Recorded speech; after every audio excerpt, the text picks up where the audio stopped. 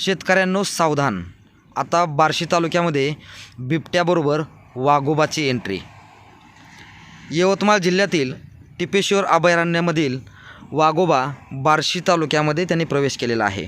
आतापर्यंत त्याने जवळपास 500 किलोमीटरवरून अधिक अंतर पार केलं असल्याचे वन विभागाच्या वतीने सांगण्यात आले आहे। यापूर्वी बार्शी तालुक्यामध्ये बिबट्याने अनेक ठिकाणी जनावरांवरती हल्ला करून अनेक जनावरांचा फडशा पाडला आहे। त्यामुळे बार्शी शहर आणि तालुक्यामध्ये त्याचबरोबर भूम आणि परांडा तालुक्यात देखील बिबट्याची दहशत शेतकऱ्यांमध्ये असतानाच आता टिपेश्वर अभयारण्यातील वाघ बार्शी तालुक्यामध्ये आढळला असल्याचे वन विभागाने सांगितले आहे। सर्व शेतकऱ्यांनी सावध राहण्याचे देखील आवाहन वन विभागाने केले आहे।